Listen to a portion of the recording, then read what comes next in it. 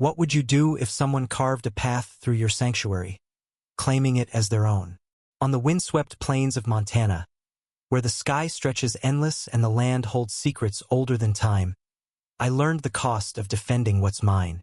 My name is Elias Caldwell, and this is the story of how a single gate shattered my peace and how I fought back, brick by brick, only to lose something far greater than a boundary. My ranch, Whispering Pines, was my refuge. 40 acres of rolling hills, dotted with grazing cattle and wildflowers that bloomed like defiant bursts of hope against the rugged earth. I'd inherited it from my father, a man who taught me that land isn't just dirt, it's a promise. For years, I'd lived alone, content with the rhythm of dawn chores and dusk silences. The nearest neighbor, Karen Whitmore, lived a mile away, her pristine McMansion a stark contrast to my weathered cabin.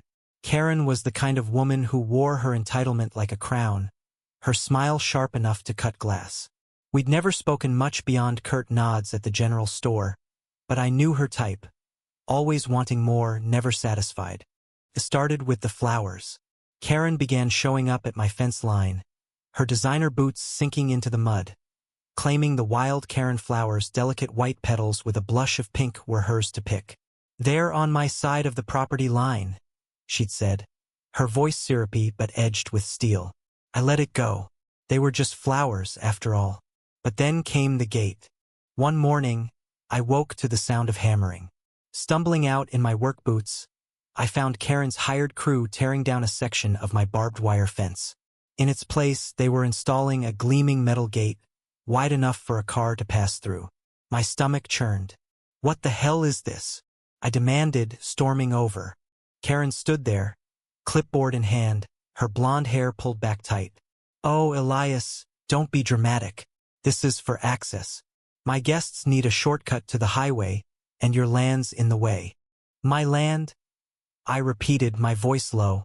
"You don't get to carve it up because it's convenient." She waved a hand, dismissive. I checked the records. "This strip's disputed." "I'm just clarifying things."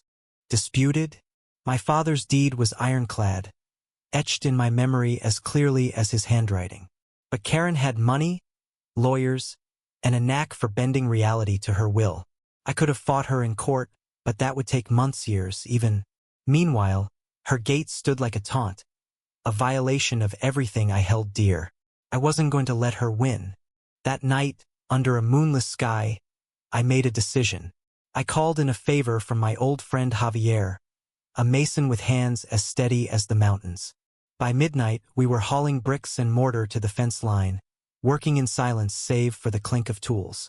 Javier didn't ask questions. He knew what it meant to protect what's yours. By dawn, the gate was gone, replaced by a brick wall 6 feet high, solid as my resolve.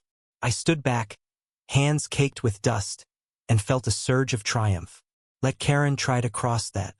The next morning, Karen's scream echoed across the plains. She stood before the wall, her face a mask of fury. "You can't do this," she shrieked, pounding her fist against the bricks. "I'll sue you, Elias. I'll bury you." I crossed my arms, standing on my side of the wall. "Go ahead. This is my land. Always has been." She stormed off, vowing revenge, and I thought that was the end of it. But Karen wasn't one to back down. Over the next week, strange things started happening. My cattle began wandering off, my water pump failed, and my mailbox was stuffed with legal threats. I knew it was her, but I had no proof. The tension coiled tighter each day, a storm brewing between us. Then came the twist I never saw coming. One evening, as I repaired a fence post, a girl appeared at the edge of my property. She was maybe 16, with dark braids and eyes that held too much weight for her age. "Mr. Caldwell?" she said, her voice hesitant. "I'm Lila, Karen's daughter." I froze. I hadn't known Karen had a kid.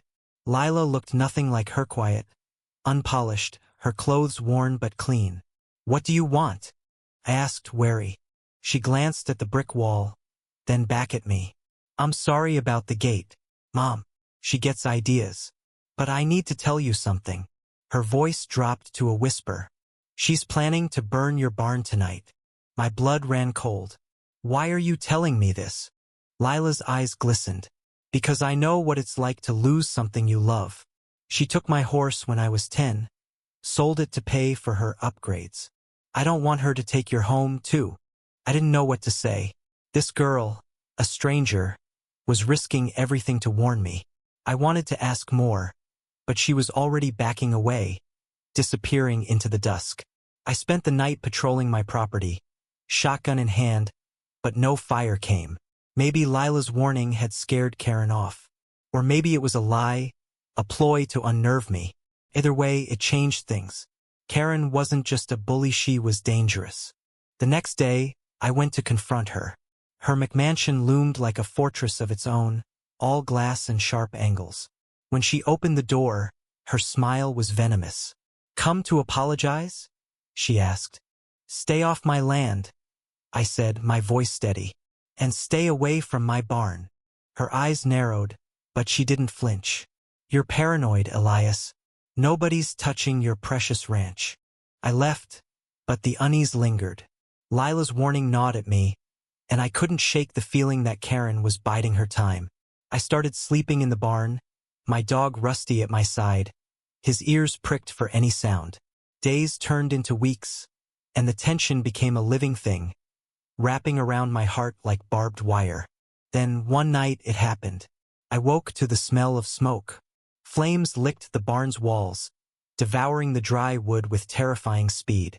I grabbed Rusty and ran, shouting for help, but the nearest neighbor Karen was too far away. By the time the volunteer fire crew arrived, the barn was gone. My father's old tools, my grandfather's saddle, decades of memories reduced to ash. I stood in the ruins, my chest hollow. The fire marshal called it an accident, a stray spark from a faulty wire. But I knew better. Karen's gate had been the first strike. This was her checkmate. I had no proof, no witnesses. Lila hadn't come forward, and I hadn't seen her since that night. Maybe she'd been part of the plan all along, her warning a cruel distraction.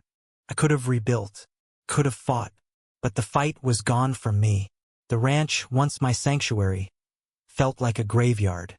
I sold Whispering Pines to a developer, the kind of man Karen would approve of. As I packed my things, I saw her watching from her porch, her smile triumphant. She'd won not because she was right, but because she was relentless. I moved to a small apartment in town, Rusty at my side. The Karen flowers still bloomed along the highway, their delicate petals mocking me. I thought of Lila, wondering if she'd ever escape her mother's shadow.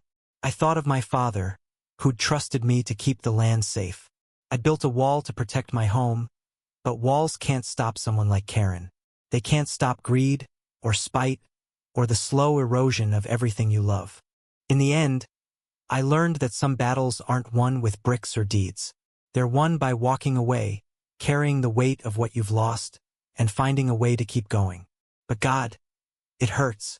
It hurts to know that somewhere, Karen's still smiling, her gate long forgotten, while my ranch is just a memory, scattered like ashes on the wind.